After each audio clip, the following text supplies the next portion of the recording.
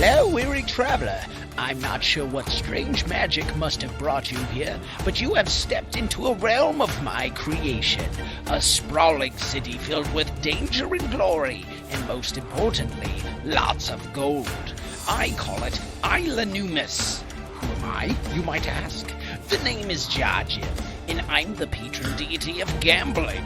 Long story short, this group of idiots, or as you may call them, heroes, made a bet with me that they had what it took to make a vast trove of gold, but left some of the key details blank, so I filled them in myself. I sent them to this pocket dimension, into the city I had created with brand new bodies they'd have to attune to. Can these fools pass my test, or will they be trapped here forever? So, experience my world of trials and tribulations, and join alongside this posse of pitiful people, or as I like to call them, the criminals of Isla Numus.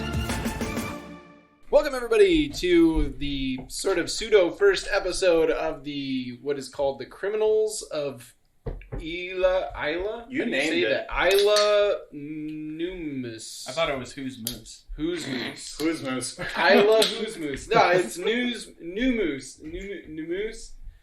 Numus. There we go. Numus. Criminals of Isla Numus. For those of you that are freaking out right now thinking, whoa, what's going on? Where's the Benders and Brews podcast that I know and love and brought me here in the first place? Don't worry, we're not closing out the Benders and Brews podcast. This is a D&D podcast that we're creating in addition to our channel to kind of round out the RPGs that we as a group play. And it means more content for you, which is great. It also means that we don't just kind of have downtime when we're not recording and posting episodes of Benders and Brews while we're kind of working between seasons. So just more content. Different RPG. We're playing Dungeons & Dragons 5th edition. So I've got a group of people around the table. Some of them are people you'll recognize from the Benders and Brews podcast. Some of them aren't. All with different, brand new, interesting characters.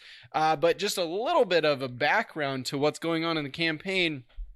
So we've been playing Dungeons & Dragons, some of us for a while, a couple years. Some of us a little bit shorter, but nonetheless, together.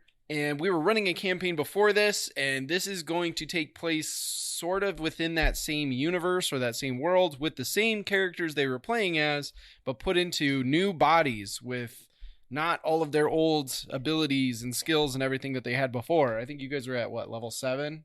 I'm pretty sure. I think it was like 9. Or 9? I thought so. Let me look. I'm pretty sure it was 7. Jackson was spoiled. Jackson was spoiled. It is level 8. 8, okay, right in the middle, right in the center. And you guys had all kinds of great, cool, fun abilities that Skylar, as the DM, was like, oh man, how do I challenge these guys? So I'm shooting you all the way back to level 1. With new bodies and new classes and races and skills. And this is going to get interesting. It's going to get interesting. So you're in a new world, but you remember the character that you used to be. So we're going to go around the table. Everybody's going to mention who they were and what they're now kind of waking up and playing, I guess you could say. So, Dave, you want to kick us off? All right. So before I was playing Maki, who was raised in the monastery of the Path of Light, whose monks were dedicated to following the light in self-improvement through brilliance. But Maki always teetered towards the dark. He was a traveler, if you will. And he sought self-improvement, but in a different, more chaotic way than those who stick strictly to the path. In Maki's view, he believes that there are multitudes upon multitudes of alternate dimensions, and a myriad of realities. With such a vast array of planes of existence, why limit oneself to the light, when change from the dark is so easily available? Maki is the Nexus. He will travel this plane and others to capture the methods of combining the philosophical and elemental forces that define other planes. As soon as he sobers up. As soon as he sobers. That's right. He does have a bit of a drinking problem, and it's often his path goes down many side trails, and he gets lost along the way. Many side There you trails go. That's that the lead mock through I the know. doors of many taverns and bars. He's and like, so all right, today I will go to the 6th dimension. Ooh, a beer. Yeah, I'll take that with me. Oh, but we're supposed to say who we are now. Mm-hmm. Yeah, tell us about who you will be playing. So Maki is going to find himself not in the usual body he's used to, the strong, toned, well, not really, but Dead body. he was definitely had some strength. Before he was Oh, a okay. monk, now he's a weak little bird man. Oh no. But he's still got the darkness thing going for him. Yeah. There you go. And to clarify, it's a Kenku, not an Arakakra. Yes, he is a Kenku. Kenku. So I've put you all into bodies that are kind of considered the more, oh man, what's the word? I don't want to say lesser. That sounds bad. But usually, Mediocre. I don't know, Mischievous? mischievous races? Yeah. Or creatures, I suppose you could say, yeah. Kind of teetering on the edge of actual humanity and civilization, and then Yes. just wildebeest. Yes, exactly. The typical henchman, for the Yeah. most part, I guess, oftentimes used. So that'll be a common thing. Quinn, I'm gonna skip over you for a That's fair. moment. I'm gonna That's save you for last, given the circumstances. For those listening, we'll get to that. Jackson, you were somebody before all of this. Who were you? Yeah, one that I played for half a session. That's true. We had just lost Jackson's character, his previous character, at like almost the end of the last session we did in the previous like campaign, and now. Well, his name was Dahazez Vegodath, or his informally known as Dez. He was a Triton fighter, part of a Knight's Corps, the Order of the Seahorse. Nice. And he came from the ocean, an Atlantis-type area. Nice. Refused to bathe. Dude stunk. Oh. He smelled like fish, but rightly so. He lived in the ocean. Who needs to bathe when you're surrounded by water? Yeah, how would you even bathe? Right, exactly. What, are you going to go to the Goo Lagoon or something? That's just gross. Yeah. Okay. I only played him for half a session. It was hard to kind of flesh out his ideals and whatnot, but, he cared for people. He's that knightly type. He never left anybody behind. But you know what? He was who he was. He was who he was. You know what? Today he wakes up as somehow knowing the art of the hunt and a complete opposite kind of lifestyle. He is reborn as a Kenku ranger. Yes. So from the seas to the skies, if one will. Which will be interesting. He's definitely going to have to really find that other new side. And all of a sudden loses his voice and can only mimic sounds that I guess his new body has heard in the past. Right. So there's Or definitely read and write. He can read and write. There's definitely going to be some like kind of competing things going on within each of you for the most part, except for Quinn, which again I'll get back to in a moment. Of like, here's my previous body and here's what I used to do and here's how I used to think, and then there's this random new body that I got shoved into and it's got new ideas and new concepts that it's trying to kind of push on me in a sense. So it'll be kind of interesting to see that dynamic. And again, the cool thing about Jackson, your Triton character, is it's going to be a sort of mystery for a lot of the other players here who haven't really gotten to experience him. So depending on what happens and you guys eventually getting back to your original bodies will be interesting for them to kind of learn more about you along the way here, but then like not in the same body that they'll eventually get to hopefully see you in once again. So yeah, that'll be an interesting journey. Fatty Lumpkin. I'm very confused. All right, for personal reasons, I chose to remain anonymous, and so I'm going to go by the name Fatty from my Fatty Lumpkin. favorite Lord of the Rings horse. Fatty lump. Prior to Just this gonna roll up the out-of-body experience, I was a Circle of the Moon druid, and I had very humble beginnings. I was raised by wolves. One of them may or may not have been a werewolf, but we try to keep that identity under wraps, like my own identity. as a Circle of the Moon druid, I struggled with multiple personalities, or tried to intermix multiple personalities with the various animals that I would try entertain myself with. That's good. So actually, that's going to be interesting because you, to some extent, you already had experience with the concept of kind of juggling two minds. I don't know why I said it like Christopher Walken. Minds. You're juggling the two minds. Oh no, that sounds like Arnold Schwarzenegger. I don't know. I'm just.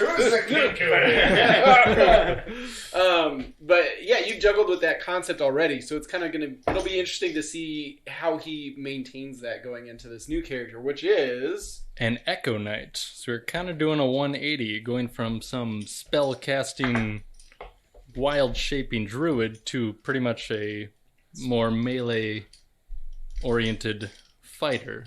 But this one does have a bit of a multiple personality disorder as well, in that he is an Echo Knight. Ah, I get it. Because like the echo thing. Echoes I feel like are there's so something cool. there. They're so useful.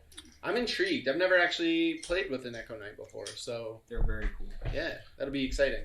I hope to live up to that expectation. And I'm sure you will. It'll be fun for many of us to get to learn the abilities of what an Echo Knight even is. So Me included. that's right. Fantastic. All right. I can't say last but not least because we still have to get to Quinn. But Cameron, Hello. What's going on? Who were you? So I'm Cameron. I played a character named Rorik Frostbeard, and he was famous for his frosted tips and his frosted nips. Ah, there we go. Okay.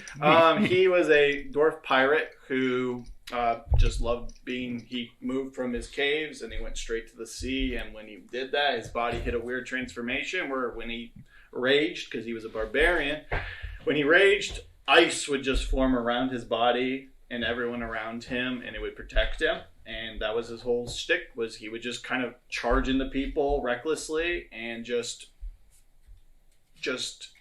by the end of every fight, he'd just be this like ice glazed over monster with like glowing blue eyes and stuff, and then it would just kind of melt away afterwards each fight.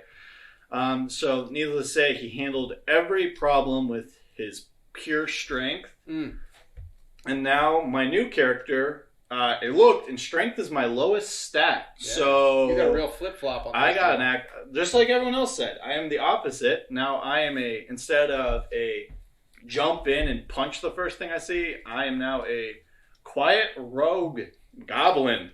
So I'm not going to be as quiet, but I'm way sneakier than what I was, which was just loud and rough. Now I'm sneaky and stealthy. So you could be kind of snarky. I have a spark. Yeah, that's the best way to describe my character. He's got a little spark to him. Yeah, a little spark plug, and that'll be fun. Yeah, that'll be silly. So fantastic. No, that'll be interesting flip flop, like I said, of skills across the spectrum from the opposite end, as they say. So fantastic. All right, now we can say, last but not least, we've got Quinn. Now, Quinn, you played a little bit with some of us before, as far as D&D goes. Not as often as the rest of us have, but you've had some fun doing it.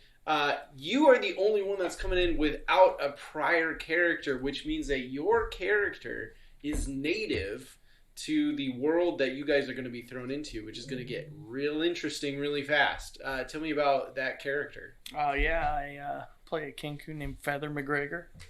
Feather McGregor. I'm just part of the community. Yeah, so I'm native to this world. I'm just a member of the community. I'm a chill little bird dude. Got a few secrets that may come out, may not come out. Really like sauce. My nickname is Little Sauce. Little Sauce. Oh. Yes. I own Little Sauce's sauce company. Wow. That's very business bird. Business bird. Yeah, we'll call it that. Yeah, totally not a side hustle. What class are you? What is business bird class? I'm gonna be a wizard. He's a wizard. So I do all the wizard stuff. The magic and the spells. And I'm pretty much just a chill bird. Components. Just living his life, you know, got some money handed down to me from my grandfather, my father before him. Use that to make a little sauce company. I'm Little Sauce, by the way. Yo, Little Sauce. So yeah, that's about it, really. All right, right on. So we've got another, like I said, a native to this world. He comes in with some money. He's got his own little business, and I'm kind of personally crossing my fingers that you guys kind of use him as a guide into this world to some extent. But the irony is that Quinn knows not very much about this campaign, so you guys are going to be like, hey, so what's the deal with this? And then I'll just speak through Quinn's mouth as like, yeah, Quinn tells you, or rather, Feather McGregor or Little Sauce tells you about... His eyes go to the back of... I like to be referred as Little Sauce. Yeah, Little Sauce. Sorry, Little Sauce. His eyes go to the back of his head. And he's just like, I chanting. should have made you a cleric. Yeah, you're just like, kind of God oracle. speaks through our own prophet. And he's a Kenku, so it makes sense. Because it's not his voice. Well, Fantastic. really have a voice. See, exactly. Good So they're the perfect conduit for like a god to speak through. They really are. Awesome. So that's basically the gist of what we're going to be jumping into. We'll be publishing the first episode alongside this, so you can also join us in jumping right into this campaign and this fun. Again, Benders and Brews, the Avatar Legends podcast, is not over. We're not continuing it or anything like that. It'll be right back the same time of year that we do it every year. So next season, you'll be able to listen to that. Nothing to freak out about, nothing to worry about. It'll be there. But until then, we're going to be enjoying this little D&D jaunt, and who knows what other crazy antics our group might get into. But for now, check it out. Head on over and listen to the first episode of Criminals of Isla Numus. Nailed it on that one. Thank you so much for listening to Criminals of Isla Numus, a Dungeons & Dragons 5th edition actual play podcast set in a homebrew world created by me, Skylar Gorsuch. If you've been enjoying our show so far, be sure to like, follow, and subscribe wherever it is that you're streaming from, whether that be Spotify, Apple Podcasts, YouTube, or anywhere else that podcasts can be streamed. Or just check us out on our website, sessionzeroheroes.com. Additionally, if you enjoy Coin, you might enjoy some of Session Zero Heroes' other shows, such as our Benders and Brews and Avatar Legends Actual Play, where we jump into the world of Avatar The Last Airbender and Legend of Korra using the Avatar Legends system created by Magpie Games. Or one of our various one-shots, which we are currently coming out with, where we use a variety of games and TTRPG systems to tell a variety of fun, exciting, emotional, and hilarious stories within our group. We have all sorts of other content that we highly recommend checking out within the SZH channel, and more to come in the future. To find out more about what we do at Session Zero Heroes, and to keep up with a lot of the other content we produce and be made aware of future projects, shows, and content, be sure to follow us on social media on Facebook, X, Instagram, and Discord. These are all great ways to get in contact with our team, as well as to keep up to date with everything that we're creating and working on. We'd love to see you there. In the meantime, thank you so much for listening, and don't forget to stay curious, stay heroic, until we roll again.